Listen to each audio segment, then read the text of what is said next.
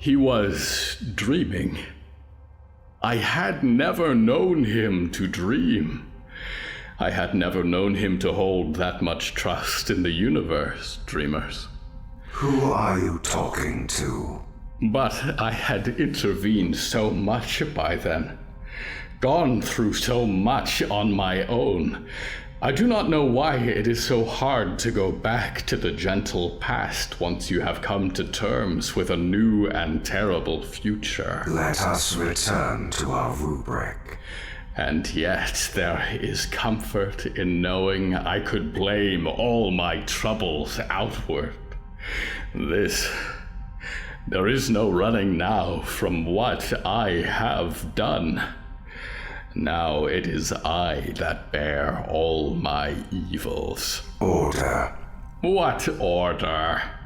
What clarity is there to be found in this madness? Order.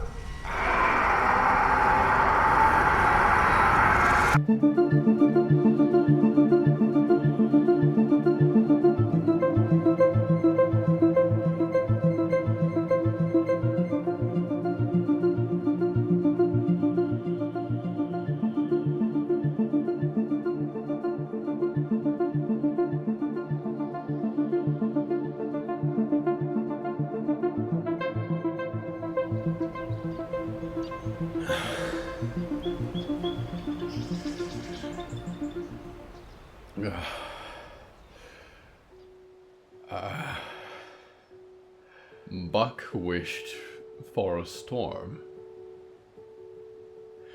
He had never in his life been out on the ocean, and ever since little Mikey he had feared the water. But it would have broken some kind of tension to feel the waves heaving beneath him, to make the threat something you could see and feel in your bones. But instead, the threat was silent and invisible, and the east wind drifted in a silent miasma, and the sea was uncomfortably still, an endless black expanse rippling in every direction. He asked Notoriety several questions as she piloted him back in the little shore boat to the east wind. Why she collected so many tattoos of words, and how did she come to be the first mate on the east wind, but she did not respond to any of them. There was not even any wind to ease the silence. So he glared at the moon, and fancied that it was watching him in return, a huge pale eye studying all his secrets and lamentations. He had gotten much talk out of Captain Eli Shaw of the Little David, but nothing useful, not the answers he needed. Whatever it was that hung above Captain Branston, and above the east wind at large, it was still not much more than a shadow. But it was a shadow that Captain Branston had been expecting. What have you chosen to sacrifice, Buck thought, to buy us passage? How many of your list of passengers are really supposed to reach the shores of Europe? When the shore boat had been hauled back to the deck of the east wind, he was sure that Marco and Brooklyn were worried about him, and also that Captain Branston would be expecting him to check in regarding the latest dead night watch. But in the latter case, he was not sure that it was wise to talk to the dear old captain without first attending other business, and in the former, that having his backup might send the wrong message to the task at hand. No, he had to find his man first. When he finally found Dashiell's spade, it was beneath the decks. The rooms below were a great expanse of rusted metal hallways and rooms, and passengers in dark coats moved past him without speaking. He followed a thrumming sound that was different from the hum of the engines. The ceiling was low, and some of the taller passengers almost had to duck to fit within the large room at the heart of the ship. A floor of dirty black and white checkered tiles spread out before him, and lights filtered through pieces of purple and green glass flashed as Valerie Maidstone crooned into a microphone.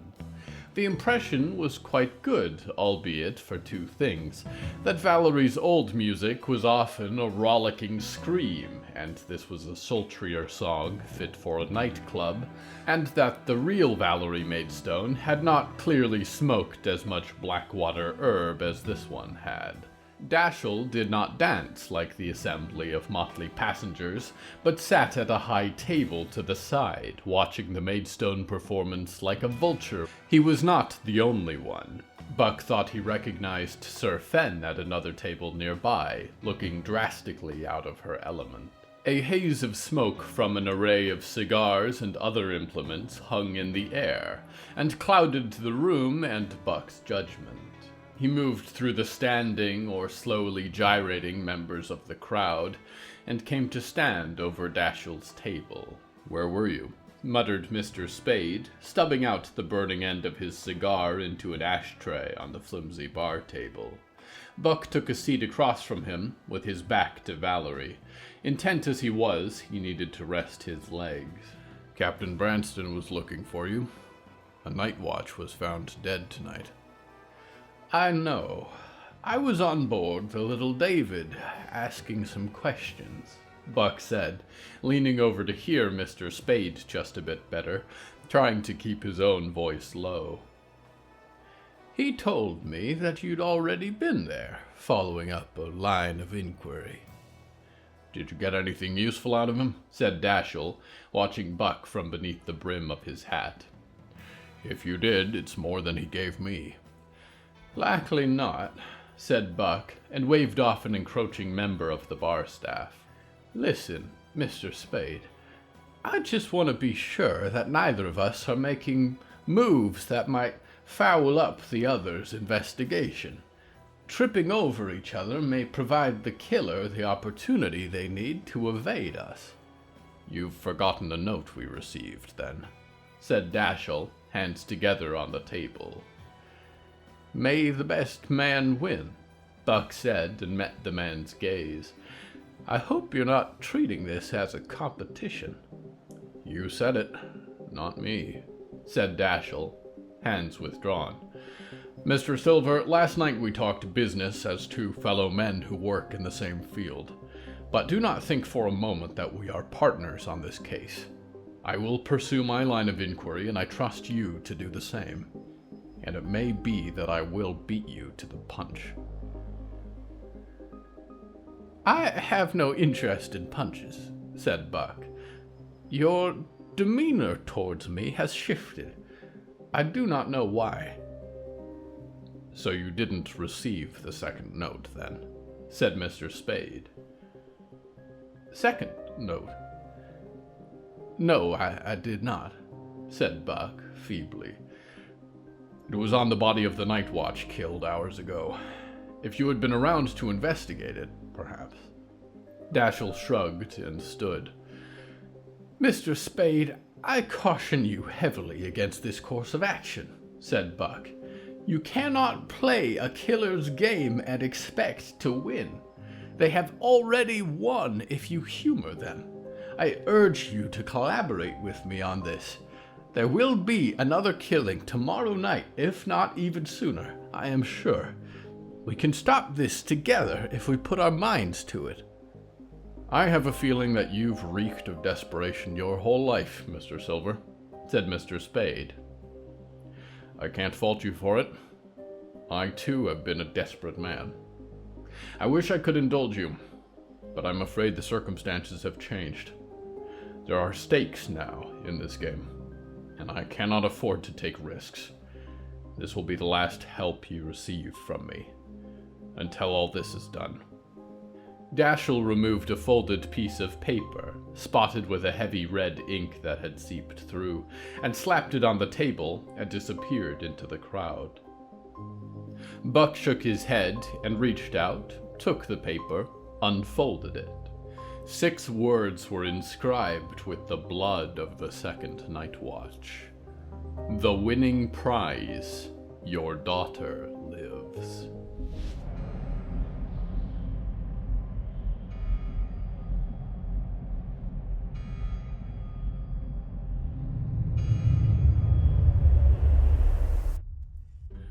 "Vincent," said the voice at the door. Vincent crouched on the other side and looked over to Voltaire, who Vincent held up with one hand so that Voltaire's little wooden shoes stood correctly on the floor. We talked about this, Vincent, said Voltaire. You can't trust him. No, I know that, but... Vincent, called the voice of Raj Greenstreet again, and there was another round of knocking. Vincent looked over to the closed door to the cold room. Shelby was in there, guarding the body of the grotesque pigman the deputies had hauled back from the woods, and he was afraid she might hear if the commotion became too loud. Pretend you're not home. He'll go away, said Voltaire. What if he finds out? Vincent whispered. What if he finds out what we did to his husband's body?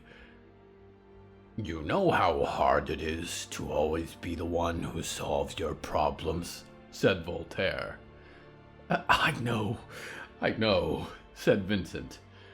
Don't you let him in, said Voltaire, and his little wooden head turned to look at trembling Vincent. Vincent put his hands to his face.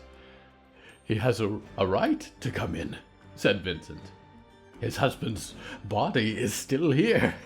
The next volley of knocking began, a proper pounding against the door this time, and Vincent jolted to his feet, undid the bolt in a flash, and slid the door open before Raj could cause even more of a ruckus. Vincent, said Raj. The man stood on the doorstep in surprise. Sleepless bags hung beneath his twitching eyes. Hello. Apologies for the wait, said Vincent, and looked down to nudge Voltaire out of the doorway with his foot. I was rather in the middle of something. I hope you haven't been waiting long. No trouble at all, smiled Raj, and Vincent felt a shiver of warmth at that, and Raj stepped up, pushed past him gracefully into the parlor. I suppose you're here to check on your husband, Vincent said, and scooped up Voltaire and darted after Raj, trying to get between him and the door to the autopsy room. My late husband, said Raj, pausing in the parlor. It felt to Vincent as though the man's eyes contained a little of the sunlight that Vincent rarely exposed himself to. Why would I do that? I know he's in good hands. I came, truth be told, to check on you. On me? Said Vincent. Vincent, get him out of here, said Voltaire. He's going to find out, and then he's going to hate you. Yes, you seemed rather upset, and the way that things turned out, Raj said, put his thumbs in the pockets of his perfectly neat trousers. I was furious, Vincent. I wanted him to die. But somehow it's slightly different when you're lighting a flame and when you're responsible for the death of someone. I lit a flame, and now there's another body here in your morgue. Rest assured, from the sounds of it, your late husband was far from the only victim of this new instrumentalist, said Vincent. You brought justice for many families. Perhaps, said Raj. Anyway, that's not really the point. The Coda seem to be good people. They really are. Most of them people who've lost someone to the instrumentalists back then, or, I suppose, very recently. You'd be welcome there, if you're in need of friends. You seemed disturbed afterwards, and I wanted to check on you. If you're all right. Right as rain, Vincent said, although there was hardly a breath in his chest. I warned you, Vincent, said Voltaire. I warned you what would happen. Please leave, said Vincent. Pardon me, said Raj. But did you listen to me? No, said Voltaire. Please leave, said Vincent, backing away towards the autopsy room. I'm afraid I don't understand, said Raj. I apologize if I've come at a bad time. Yes, said Vincent. A very bad time.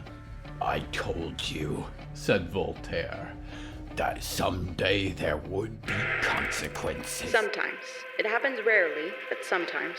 You're going to be at odds with your own case. Justice and reason and order is going to say one thing. Your heart and your head is going to say another. Good detectives listen to the former. Good detectives don't let emotion get in the way of cold, hard fact. Good detectives understand that law is defined by society, not by the individual. Unfortunately, I've never been a good detective. Vincent first came to the realization that Voltaire was suddenly in motion. The puppet rolled across the floor as debris exploded out from the wall.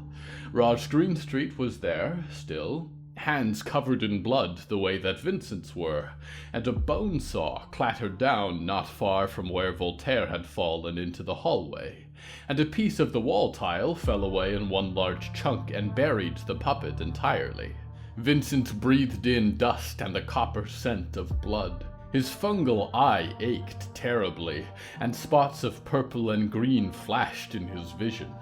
It took him several blinks to make sure that what he was seeing, standing beyond him and Raj in his parlor, was not some daydream or product of fever.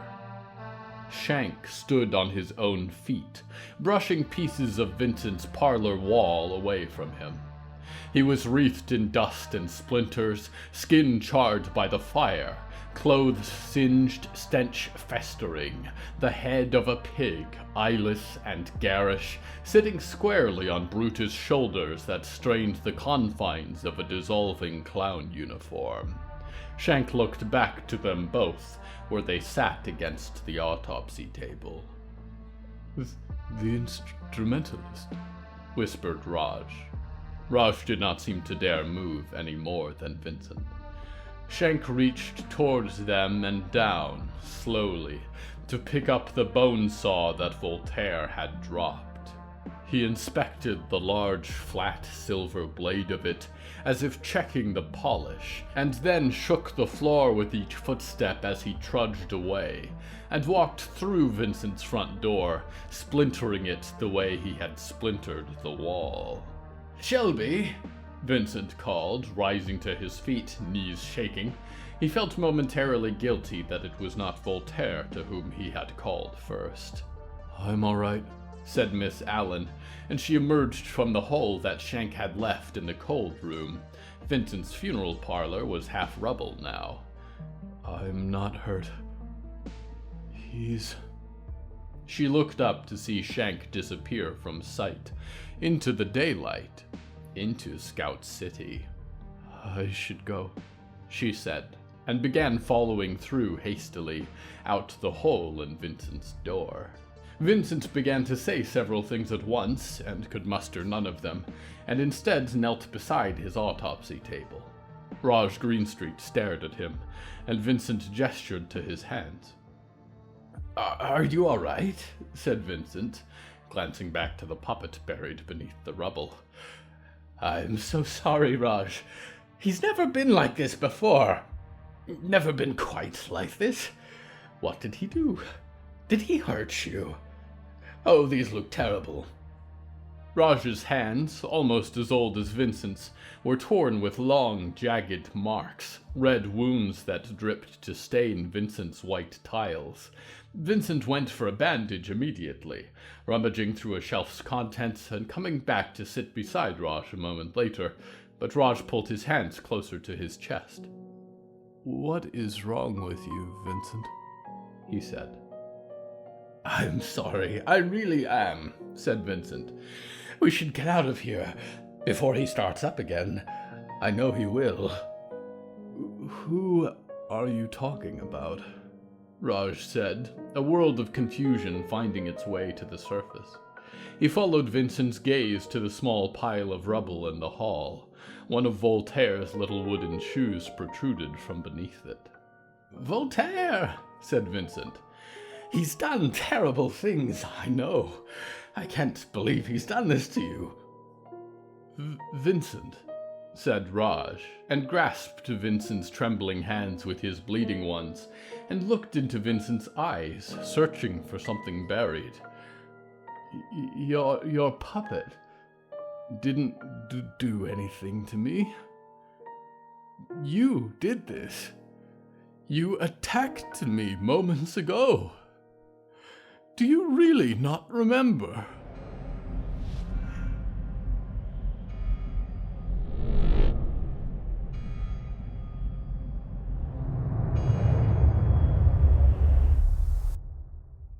Shelby found herself standing at the door to 116 Fisher Lane of her own accord.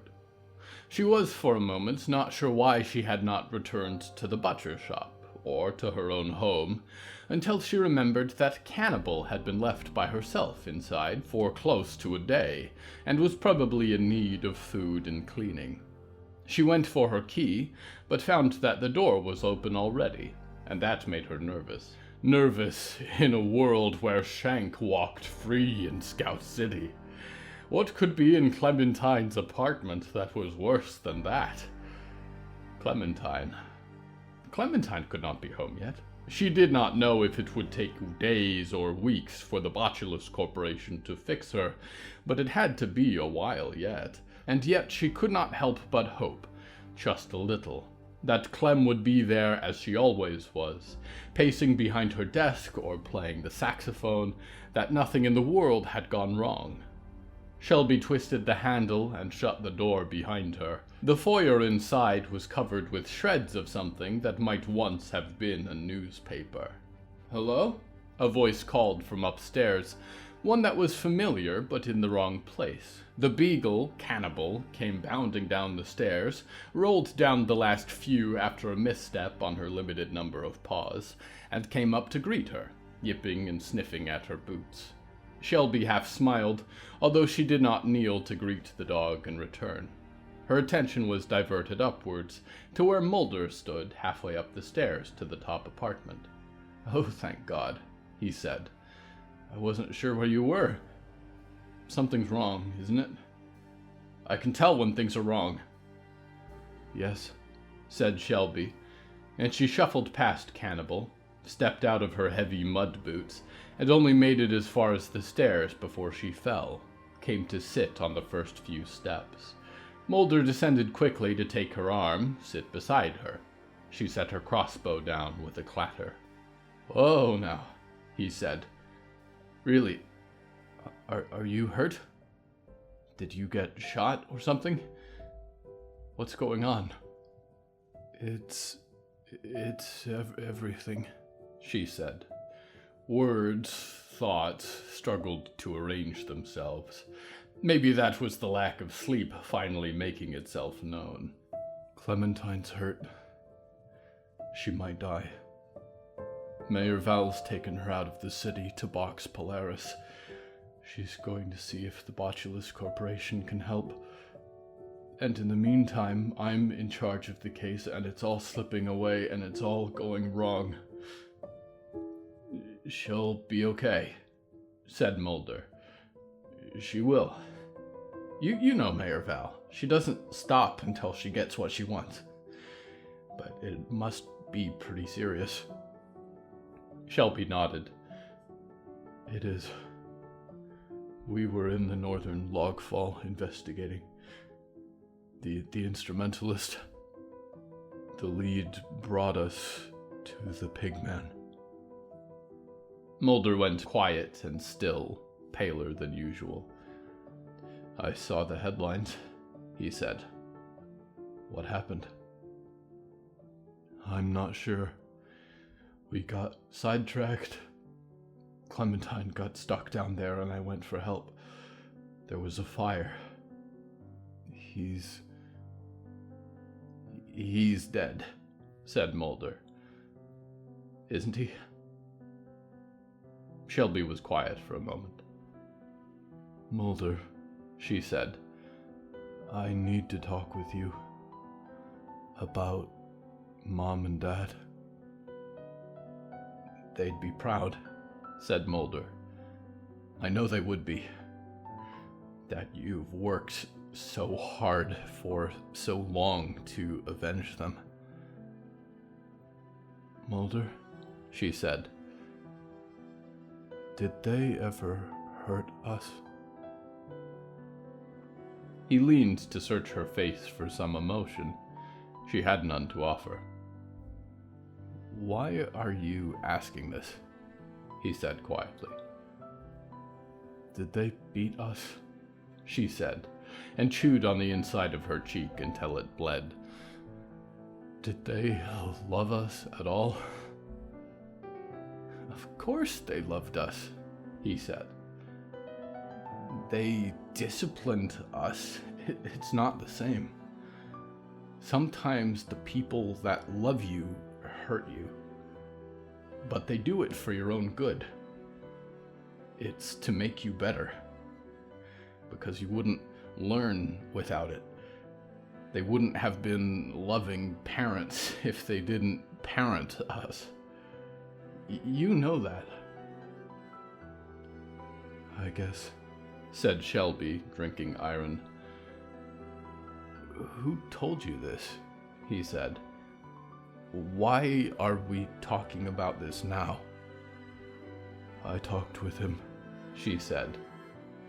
Shank, the pig. He spoke to me. About our parents, said Mulder. Yes. Is he dead? Her brother said. She said nothing. Please, Shelby, tell me he's dead, he continued. Tell me you pulled the trigger. Please tell me you didn't let him get in your head. He killed our parents in cold blood. He took them from us. You've been waiting your whole life to make this right. I let him go, Shelby said, and her head sank into her hands. I don't know why. I should have, Mulder. I should have. But some small part of me believed him. I let him go. She felt him withdraw before he even moved, felt some coldness come between them. He took his hand away from her shoulder and moved away from her ever so slightly, as much as he could do on the narrow stair. You let him go, he said. The man with our mom and dad's blood on his hands. I'm sorry, she said. We were at Vincent's morgue and I just couldn't. He walked out like nothing even happened. You don't need to be sorry to me, he said, standing, and he descended the last few steps, leaned his elbow against the door, his face tucked against it. It's not over. We can still fix this. But you let him go here, in Scout City. And now the entire city is going to pay. You would let the one being in this universe that loves you die for the sake of some world of petty moss and earth. I am trying to think. I know this much. I cannot allow you to wake. Not here. Not now. There can be no spring. Awfully set on that, aren't you? More than you know. Clearly.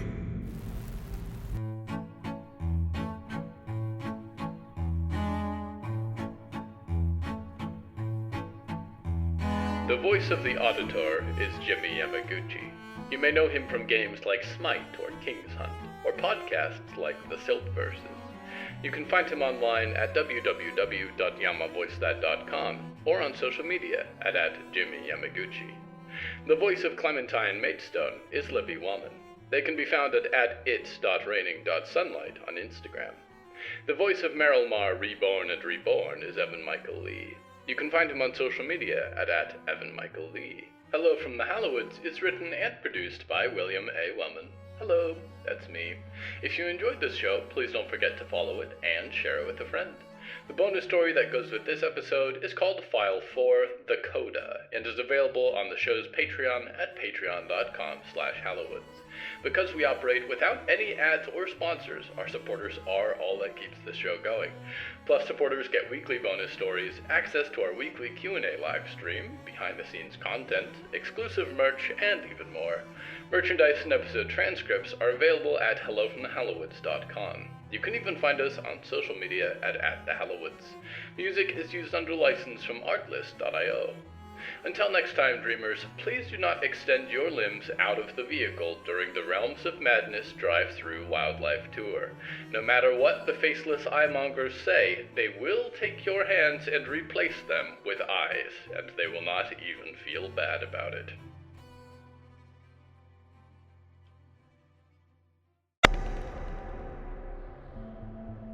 In the 23rd century, humankind's colonies in the stars are crumbling.